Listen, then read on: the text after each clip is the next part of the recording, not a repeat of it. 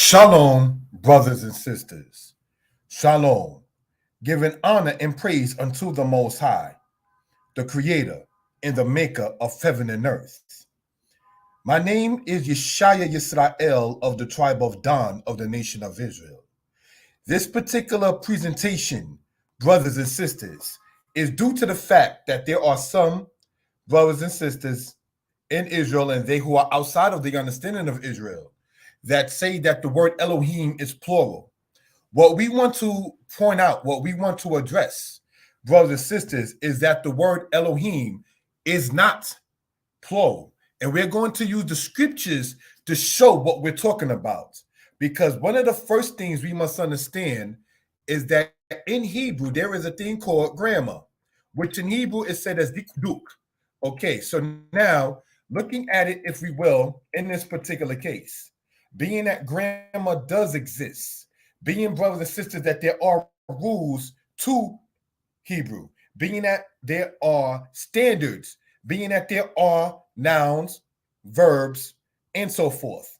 We're going to go over a matter of what is pluralization, what is commonly said as regular standard, shalamim standard, and irregular standard.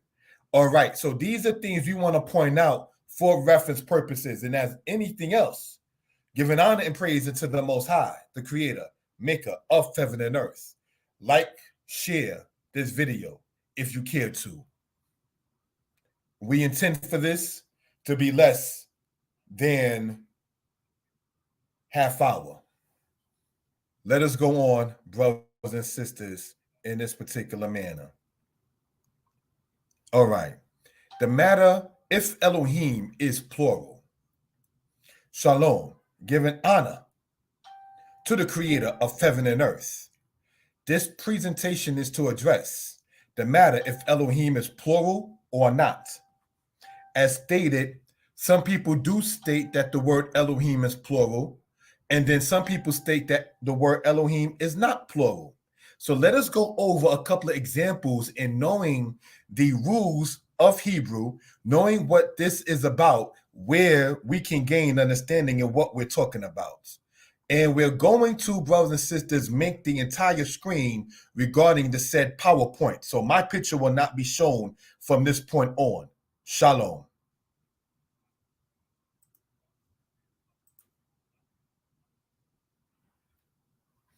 Let us look at Exodus 20, verse 1 through 2. It says, "And God spoke all these words, saying." Now, it does not even here in the English say in God's as plural, spoke all these words, saying. So now let's look, if we will, brothers and sisters, and we want to sit there and point this out with the highlighter. The word Elohim is the word that you see here, and we're going to show it, brothers and sisters, as well with the pen and show it in this particular manner as we're doing here. Wayidaber means and he spoke, if we will, brothers and sisters. All right, so we can gain understanding of what we're talking about for edification purposes. Et kal, the word et is the definite article showing that it's something specific and not just any old thing. It's specific to a point. Et kal meaning all, each and every. Hat barim ha'ele lemor. Now let us look, if we will, brothers and sisters, at this right here, right? We're going to highlight, if we will, the resh, the yod, and the mem sofit in this particular case, right? And what we're going to do is show with the laser pointer that dot under the resh is referred to as the kirik, which makes the E sound. Now we're going to show, if we will, brothers and sisters, with the pen, and we're going to circle that particular thing. And brothers and sisters, we also see the same thing with the word Elohim in this particular matter, if we will. Okay, So now looking at it, brothers and sisters, in this case, some may say, well, words is ending in the English S, then eem and eem will automatically by default be plural. That would be the case if Hebrew had no grammar, if Hebrew did not have any aspect of rules. Let's explain what we're talking about. If we are going to just look and knowing that the verb must agree with the noun in Hebrew grammar, right? We can go to say this highlighter. No, I can't make that blue with the blue background, but we're going to go to this highlighter right here and just show, if we will, that. Okay? That second letter there is a letter yod. That shows it to be the third person masculine in the future tense, serving as a prefix. You may want to, on this channel, subscribe to the channel, and there is a video called Yod as a prefix and Yod as a suffix. That's on this channel here. Again, subscribe to the channel, please. Wayedaber, and he spoke. And who was he? Elohim. So it's not they, brothers and sisters, so it's not plural. And the author knows this, so it wouldn't say Wayedabru Elohim and sitting up there and having a wow with, brothers and sisters, the oo sound in it in that particular case. So it's not in they, the gods, or in gods spoke. So that's what we want to point out for reference purposes, brothers and sisters, with that. All right. And Elohim says, I am the Lord thy God, who brought thee out of the land of Egypt, out of the house of bondage. Thou shalt have no other gods before me. The Hebrew, we read the following. Anoki Yah Elohecha, asher hozetika, me'eretz mitzrayim, me'beit abadim, lo yihye leka Elohim akerim al panai. So let's look at this right here in remembering grammar, right? And we want to show, brothers and sisters, if we will, all right, in the highlighter. Let's use this. This says Elohim akerim. Now, that's grammatically correct. You understand? And in looking at it being so, we're going to use the laser pointer. No, sorry, we're going to use the pen. All right, sorry about that. And as you see, you got this here. And then as you see, you got this here. So that Elohim akerim, that agrees grammatically. And that's why we can see in the English, it says other gods. Now, this is a lowercase g God, and it has the S showing its pluralization in English, because S is not a pluralization in Hebrew, as we pointed out in the past. And brothers and sisters, the book, Hebrew for Couples, Volume 3. Now, looking at this here for edification purposes, Elohim akerim, other. The akerim, brothers and sisters, is where you get the aspect of the word other from the word aker. Now, I want to highlight, brothers and sisters, that particular word aker in that particular case by erasing that and highlighting it, if we will, if we can, in green, which is not working. So we're going to erase all on that slide and then highlight in yellow again for those following along. That word acher means other or after or another. Also the word old meaning another. Akar means to be late or to be behind. So now when we can see other in the English here, brothers and sisters, the description of this being other can't be Elohim aker. It will be Elohim akerim. Whereas when you look at verse 1, we see Elohim, and the verb that is speaking in attachment with it is in the masculine singular. So this is how we know grammar exists in Hebrew.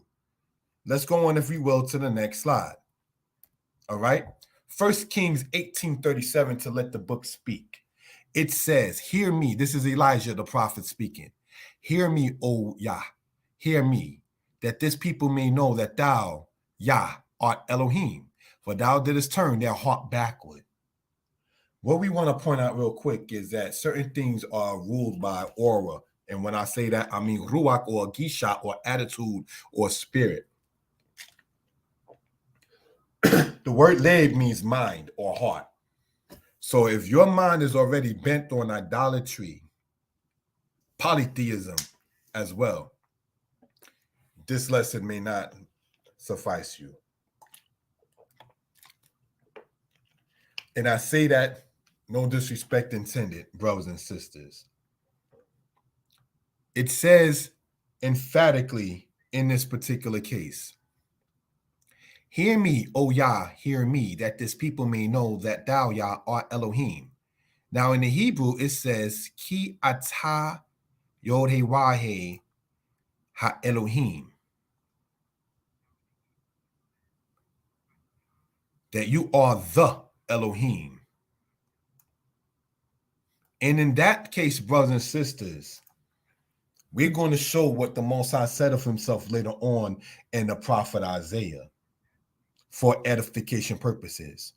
Wa ata hasibota et libam akaronim.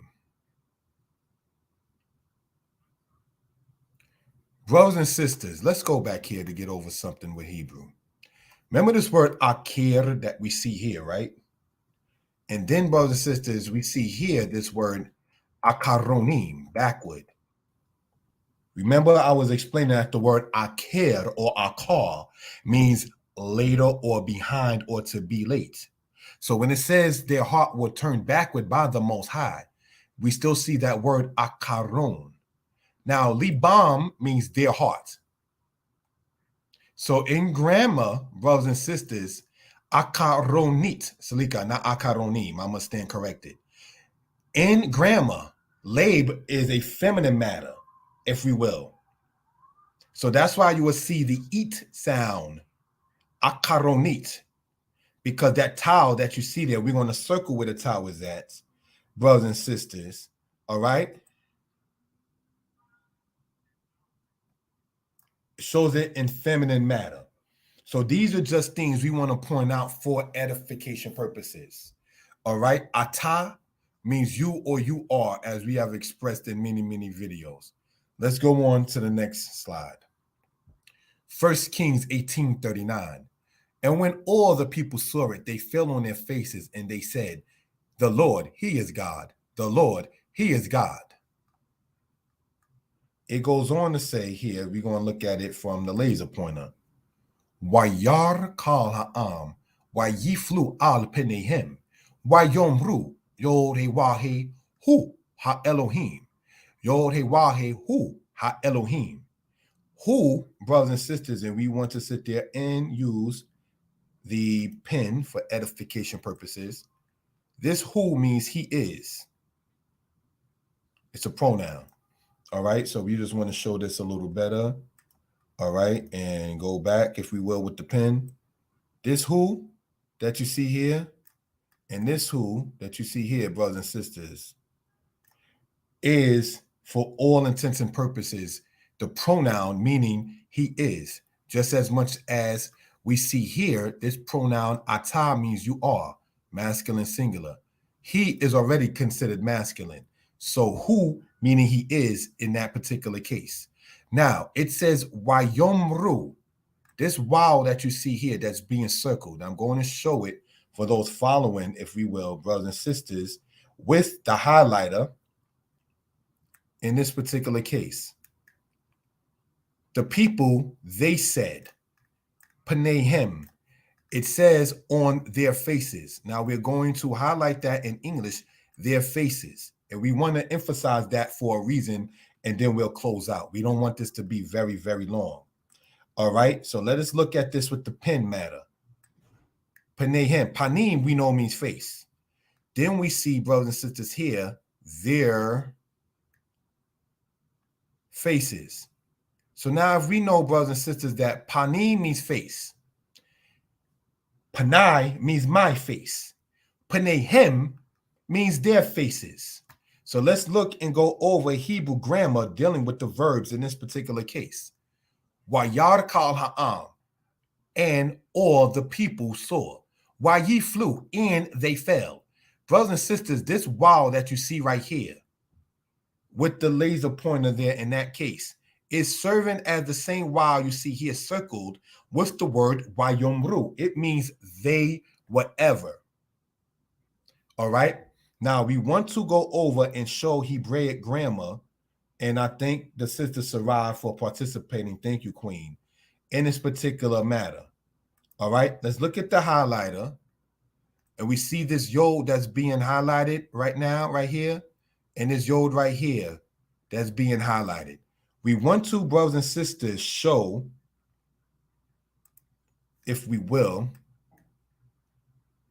in black being there, and in black being there. That thing that you see there, that yod, is the prefix in the future tense for the third person masculine. Third person means he or she. In this case, masculine, it means he. So Hebrew has duk or grammar. So now we want to emphasize when people attempt to sit there and state, oh, well, our enemies did this and that came from the you know what, man. No, it didn't. Because we already have structure as a people. So your language is going to have structure. Your language is going to have rules because everybody in their home has rules. And being that we know that Hebrew was first spoken before it was read, we have to understand that when they attempt to say that the first Hebrew writing was found in the 10th century BCE, that means, brothers and sisters, that the people were already speaking and reading before they began to write. Just like any child, you learn to speak before you learn to read or write. And some languages to this day still are not written. So we just want to point this out for edification purposes. All right. So it says, Wayomru, and they said, Yah, Yod-Heh-Wah-Heh, he is, Ha-Elohim. Now it doesn't say Yod-Heh-Wah-Heh, him, Ha-Elohim, or they are the gods. It says who, meaning he is. So this is why you see in the English here, oh, sorry, I didn't mean to do that in that particular case. Just erase that particular part. All right, and we're going to highlight this here in a different color. All right. It says he is. This here says he is God. So the author already knew what it was. Let's go on to the next part. Isaiah 46 verse 9. And it says, Zikru reshono me'olam, ki anoki el wa ein od, Elohim wa efes kamoni. The English we read, remember the former things of old, that I am God and there is none else. I am God and there is none like me. Brothers and sisters, in this particular verse, it says, Anoki El, I am God. Then it says, Wa'ain, and there is not. Old. Old we went over earlier means another. Elohim. Wa'efes. Kamoni. For those who saw the Facebook Live, I mentioned the word efes meaning zero or nothing when I was stating my number in Hebrew, right? So now let us look and close out in this particular manner, brothers and sisters. Laser pointer. Anoki. Where do we see that earlier, brothers and sisters? It is right here when it also says Anoki. So we just want to point that out for evidence purposes, if we will. I am God, and there is none else. And the Most High goes on to say of himself that he is Elohim, just as much as in Exodus 20, it says, and Elohim, he spoke. And Elohim is saying in Exodus 20, Anoki Yah Eloheka, I am the Lord thy God. So Elohim, in introducing himself to the house of Israel, stated that he is Yod-Heh-Wah-Heh, their Elohim, who brought them out of the land of Egypt, out of the house of bondage. So let us go on in this particular way, knowing grammar in this case. All right. Deuteronomy 22, verse 17. And lo, he hath laid wanton charges, saying, I found not in thy daughter the tokens of virginity, and yet these are the tokens of my daughter's virginity. And they shall spread the garment before the elders of the city. Now, in the Hebrew, we see this, brothers and sisters. Hine, husam alilot debarim le mor, lo mazati labitka betulim, wa ele bitule biti, u parsu, hasimla lifne zikne ha'ir. All right. Hine means behold. So we're going to go over this line upon line, precept upon precept. Hine, behold. Who sam. Who means what? We already went over that by saying who means he is, just as much as we went over in this case when it said who, it means he or he is. So that same word that's shown there with the laser pointer, right, for those following, is the same word we see here, who, meaning he is. And the English says he has. Sam is the past tense of such. That's why Hebrew grammar is important. Behold, he put alilot debarim. Alilot from the Hebrew root word alilah, which means like wanton charges or wanton bad things or something that's not very good. All right, like criminal, if you will. Debarim means words or things, and we've seen that word as we went over here in Exodus 20, where we see the word debarim right here as shown. More saying, Lo mazati, I have not found the bitka to your daughter, betulim. The English says tokens of virginity. Now I'm going to write in here, brothers and sisters, that the word betula means virgin. In the word, brothers and sisters, betulim means virginity. And brothers and sisters, the word betulot, said by some as betuloth, means virgins. Because in Hebraic thought, truly a man can't be a virgin because it's, when you lose your virginity, a woman actually loses something when the hymen matter. But that's a whole other subject. And that's what this subject is addressing when it says about the tokens of virginity. So now, brothers and sisters, when it says that I have not found to your daughter virginity. So if betula means virgin and betulim means virginity, and it ends with im, does that mean that it's plural? Because the plural of the word betula is betulot. You see the word betulot in Psalms 148. Young men and virgins, let all everything that have breath praise Yah. So the word betulot, meaning virgins, is seen in the book of Psalms 148. So we want to point this out and ask these kind of questions for edification purposes. All right? Let's go on, if we will, to the next part.